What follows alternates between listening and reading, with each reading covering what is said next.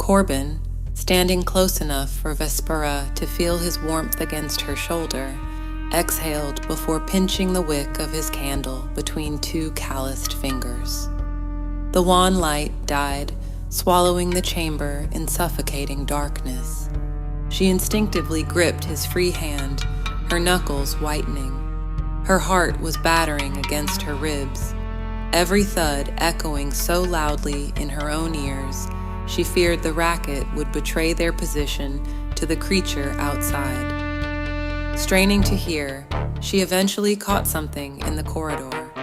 Scuff, drag, scuff.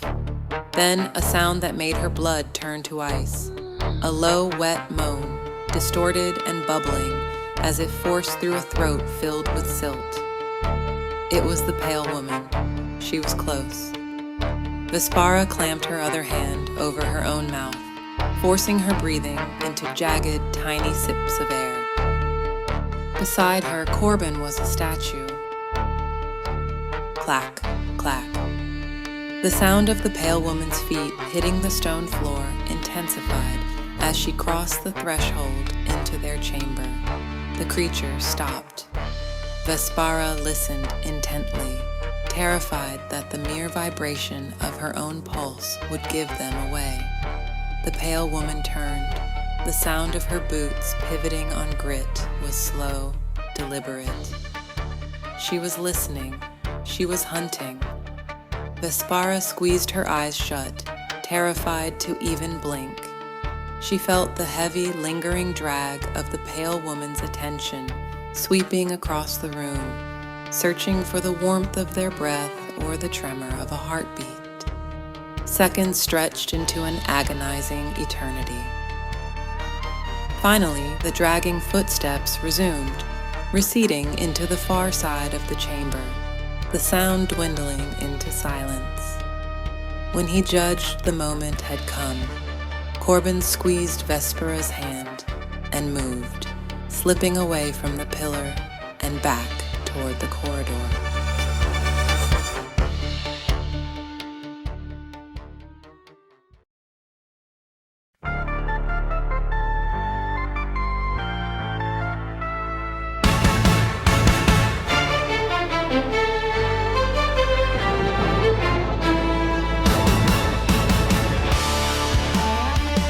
Hi everyone, welcome back to Virtual Muse, the MST3K of RPGs, where I sit alone in space, playing games with robot. Today we're again stepping into our Don't Die July horror story.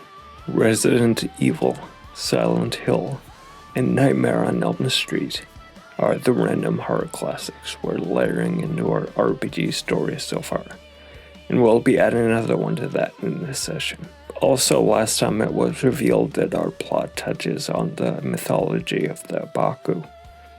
Abby, can you just make sure everybody's on the same page about what a Baku is? Sure thing.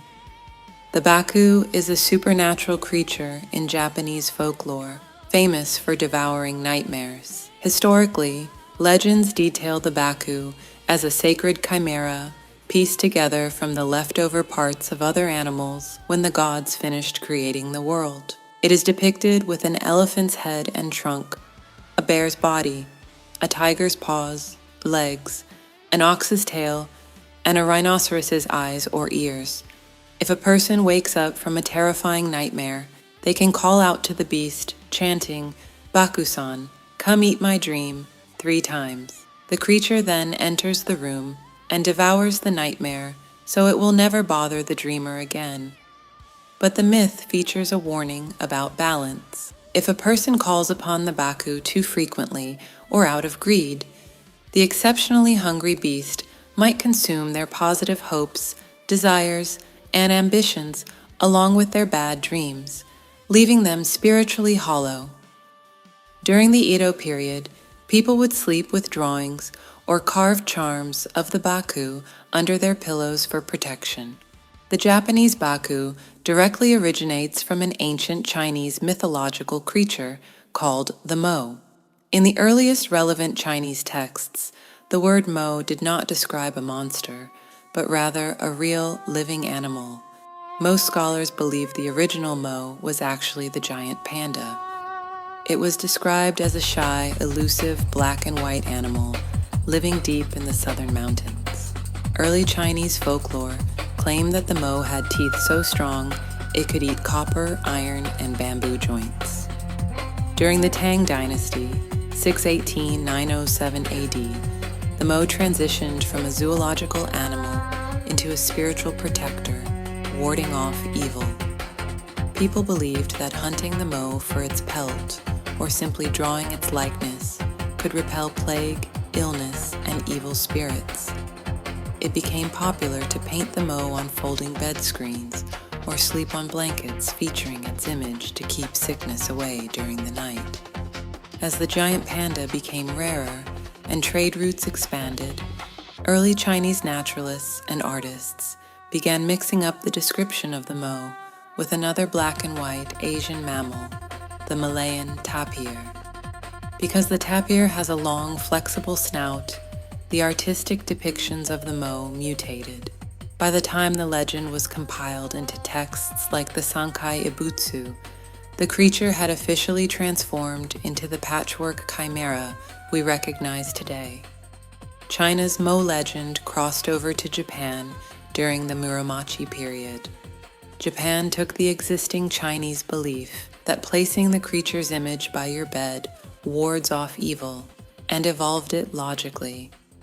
If the creature protects you from evil while you sleep, it must eat the worst thing that happens while sleeping, nightmares. By the Edo period, the Chinese talisman that warded off physical illness had completely transformed into the beloved Japanese yokai that devours psychological terrors. To this day, the linguistic link remains.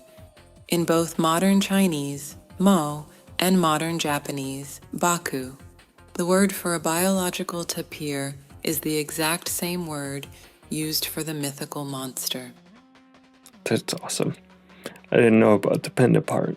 I like that a mythological game of telephone went on for centuries and across cultures, and got us from regular panda bears to supernatural chimeras eating dreams. Anyway, the Baku is only its starting point and inspiration for a creature. Our version gets into people's dreams and causes them to be lucid and vivid and needs nightmares, but also is able to create nightmares as sustenance for itself when there isn't enough negative energy already in the dreamscape.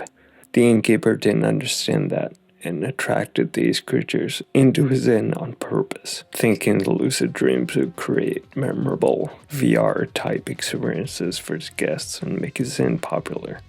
But it went horribly wrong. The question is, how did the nightmares jailbreak from the dreamscape and become a horrific waking reality?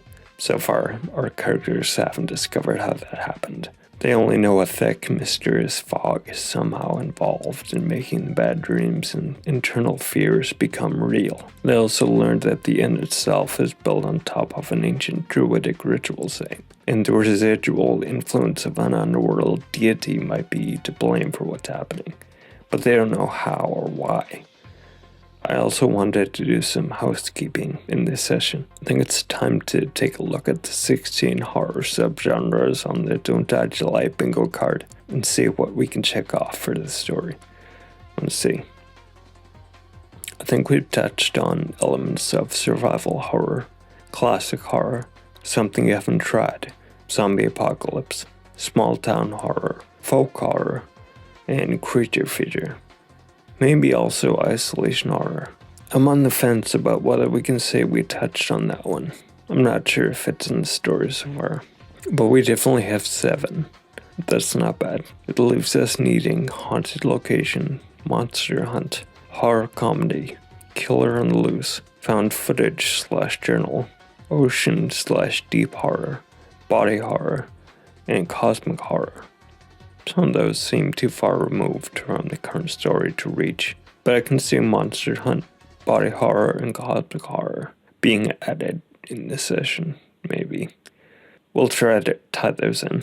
We'll also start off by rolling on our menu of iconic horror story inspirations to get some more direction for the plot. 8. That's Silent Hill again. We already have that, so I'll re-roll. 19. Phantom of the Paradise. Ooh, interesting. I'll figure that out as we go. Let's start with the tense escape through the corridor. Back up the staircase from the sub-basement into the cellar. I picture it as a frantic, desperate dash, with Vespera clinging to Corbin as he pulls her along, trying to put as much distance between themselves and the pale woman as possible. The sound of their labored breathing and pounding hearts would be the only things breaking the oppressive silence, until they hit the stairs and the creaking wooden steps beneath their feet become the loudest thing they've ever heard. I think the cellar should look disturbed when they reach it again, like the pale woman rummaged through it in search of them. Maybe crates are overturned and barrels are knocked askew, with debris scattered everywhere. There could be faint scratch marks on the walls or floors, hinting at the pale woman's passage. I imagine Corbin relights his candle and looks around, his face turning grave as he sees the scratch marks on the stone wall. They show how powerful the pale woman actually is. If she can do this, the stone walls with her nails. Does Vespera see anything worth a second look in the cellar, or do they head for the stairs back to the first floor? Vespera's gaze sweeps the cluttered space, and her eyes land on a small, partially hidden door she hadn't noticed before. It's slightly ajar. Ooh, an alternate way out of the cellar. That's exactly what I'm thinking.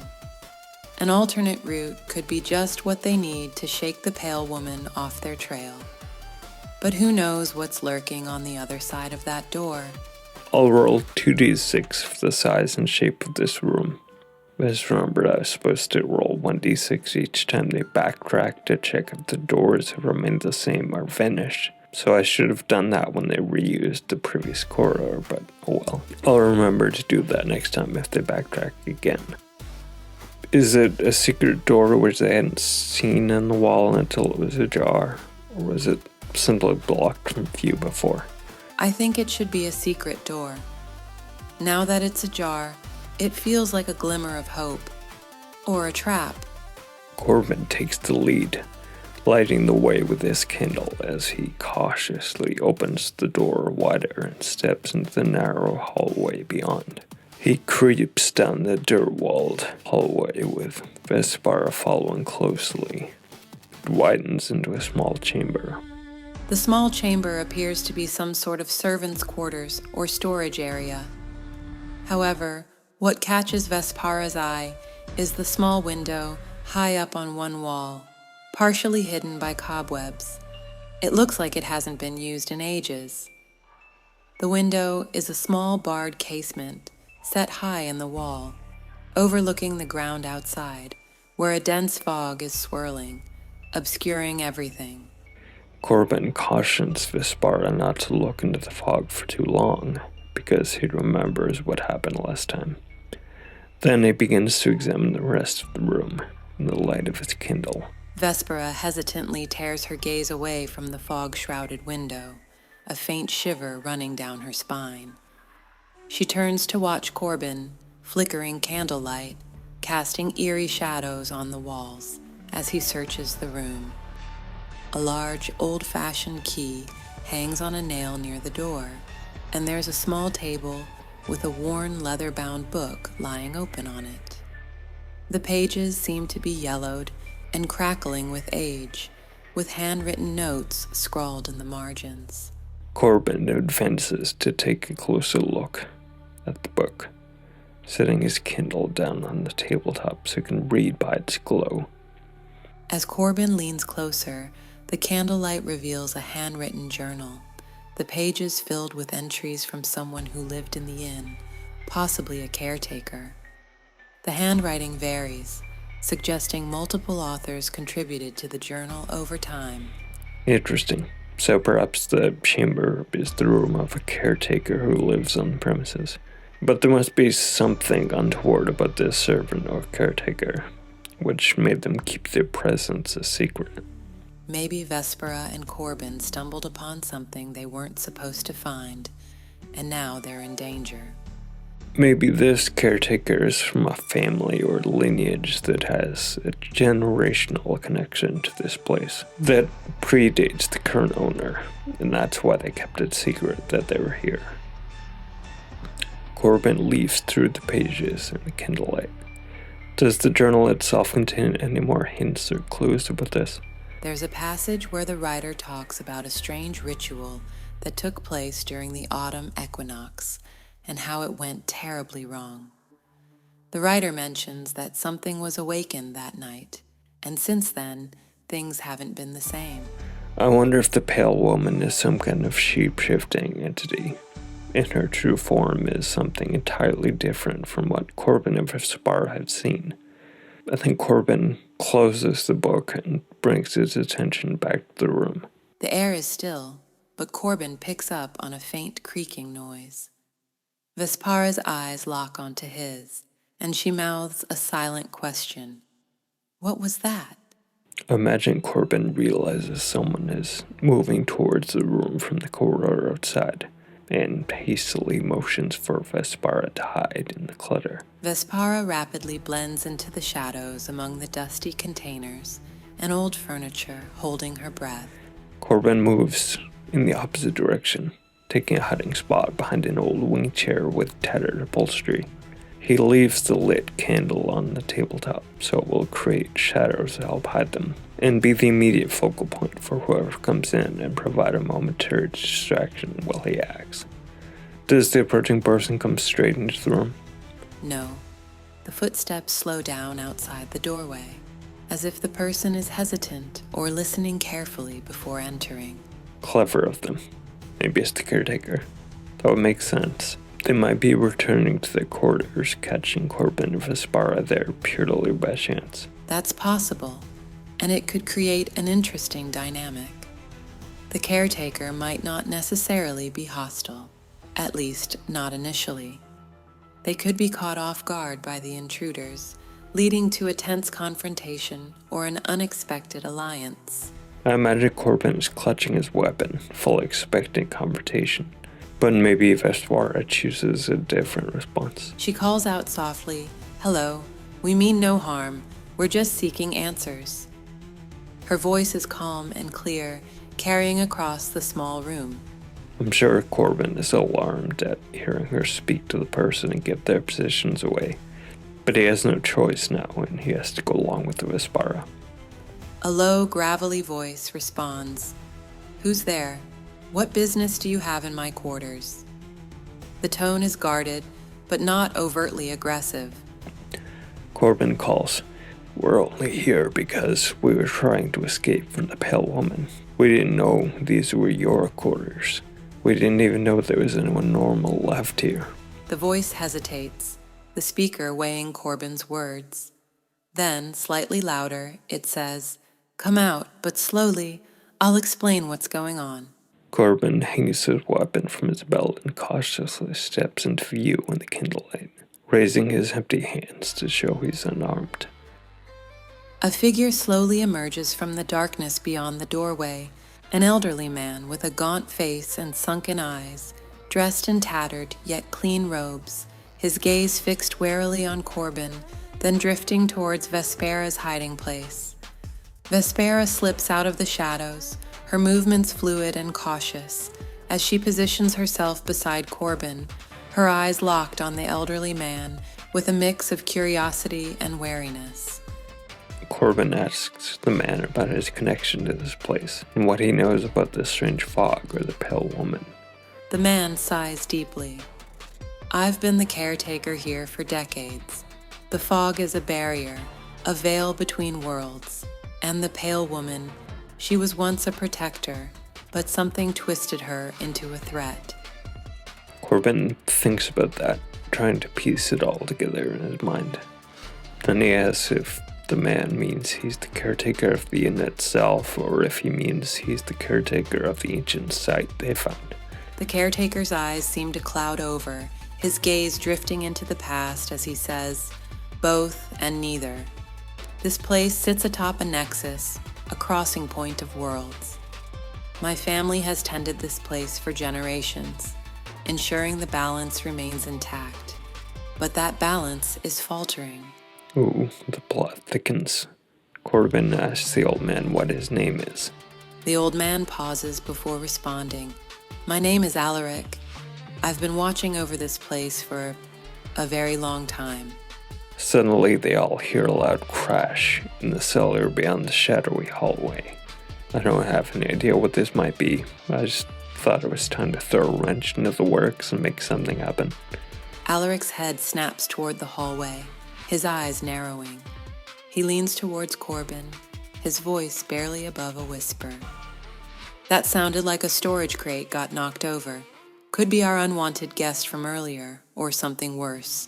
Corbin grabs his weapon from his belt and starts to creep down the corridor, back towards the cellar. He knows he can't let whatever's out there cut them off. He needs to hold the cellar to make way for Vespara and Alaric to escape to the stairs.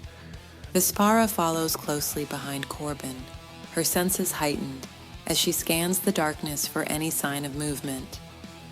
At least all the doors in the cellar remain the same. Do they see the source of the sound? As they step into the cellar, Corbin shines his light around the space, revealing scattered crates and debris. It looks like the crash came from the far corner, where a large wooden chest lies open, its contents spilling out onto the ground. Vespara feels a tingling sensation in the air, like static electricity. As she focuses, she can sense faint whispers and a cold presence surrounding the crate. She glances at Corbin and starts to say something, but she's interrupted. The air grows icy and heavy, the whispers coalescing into a mournful wail as the entity hurtles towards them, its presence like a dark wave crashing against the pair. Okay, first I need to create an NPC stat block for Alaric. Then I need to look at the bestiary in the Embark rulebook and decide if anything fits right now. Let's have a musical interlude while I'm working on that. How about we do an homage to J.R. Tross's Elfrifer series? It has lots of horror and nightmare elements in it, and it has the lyrics of a few songs written into the books at different points. Sounds good to me.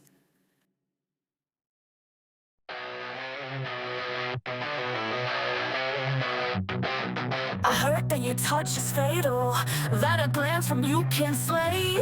They're saying you're some kind of demon, baby, you can take my soul today.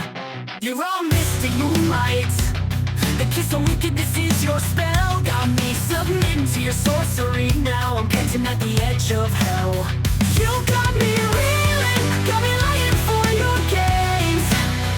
You got me dreaming to get back to you again.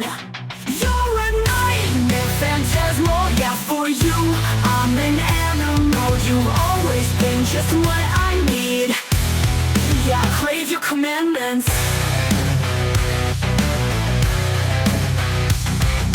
Beyond the abyssal silence, you're calling out my name. Your voice, that perfect violence, evoking pleasure and pain. I'll be your eager servant. Was there ever any doubt? Lay your enemies in the coffin, show you what I'm all about.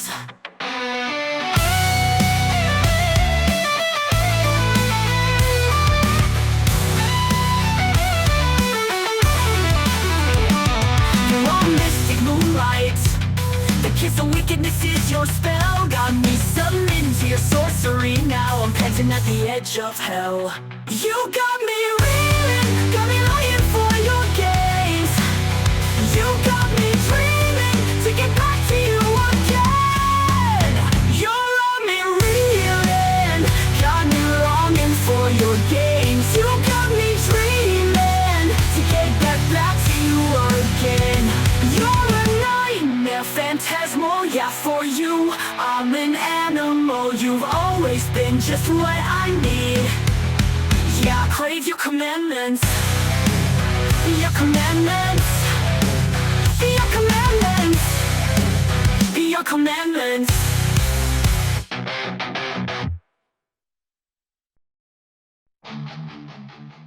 There's a stat block for a ghost, but I'm not entirely happy with that here. I don't think this is a ghost. Ooh, there's something called a Dodomeki, which is described as a humanoid with long arms, covered in bird eyes. Sounds like a yokai to me. I haven't heard of that one before, but it fits with the yokai theme we already have. Let's say the wave of spectral force solidifies as it sweeps towards Corbin and Vespara, then takes the form of a long-armed humanoid covered in tiny glittering eyes, leaping through the air. First, we roll d12 for initiative. Anything under 7, the enemy gets the first turn. 7 or higher, our characters act before the enemy. So the enemy strikes before our characters can do anything. I'm also curious about how Alaric reacts to this. The Embark rulebook gives an NPC reaction table which is meant for interaction with the players, but I'm sure we can extrapolate a prompt from that for this situation. His reaction is unfriendly. I think that means he reacts with obvious fear and loathing towards the creature, and he clearly isn't on its side, but he doesn't get directly involved in the fight. He's screaming for them to kill the thing, but he doesn't jump to the fray. The creature takes a swipe at Corbin because he's in the lead. It does 1 point of damage through his armor. Corbin responds with a thrust from his Guten Dog, using his heavy hit ability, so he ignores the AV of the creature. 2 damage. I don't think there's anything to do with this second allowed action for this turn. He'll pass the round on to Vespara. Vespara chooses to use her last spell die to cast a blessing on Corbin. She then strikes at the Dodomeki with her sword, aiming a precise blow at its long arm, trying to disable its reach and create an opening. Once in the next hour, Corbin receives +7 to any attribute check he chooses, thanks to Vespara's blessing. And her damage die with her sword is d6. 5. That's reduced by 1 for the creature's AV, and she does 4 damage. It's visibly staggering, but strikes back. 2. That's reduced by 1 by Vespara's AV, and she takes 1 damage. Corbin strikes again with his Goop Dog. 4 damage, ignoring the creature's AV. It collapses to the ground and dissipates in a dark fog. Now Corbin has lost a fair amount of HP, and Vespara has no spell dice left. So I think this is a good time for them to try and find a place to rest and recover. Alaric's secret chamber is right there, but that doesn't seem like a very safe place to stay, with there being no way to escape if they have to, and all these monsters around. It's a lot like the cellar in Night of the Living Dead, and closing themselves in the cellar was famously a pretty bad idea in that movie. I think Corbin says they should go up into the inn proper and try to get into one of the rooms. That would be a safer place to rest. And there would probably be more ways to escape from one of the rooms if it came to that. We'll leave it with them heading up the creaking wooden stairs of the cellar towards the inn above, where they'll face other mysteries and potential dangers as they look for a place to rest and recover. Until next time. If you watch to the end, remember to subscribe to the channel and click the bell icon if you want to be notified about future game sessions like this.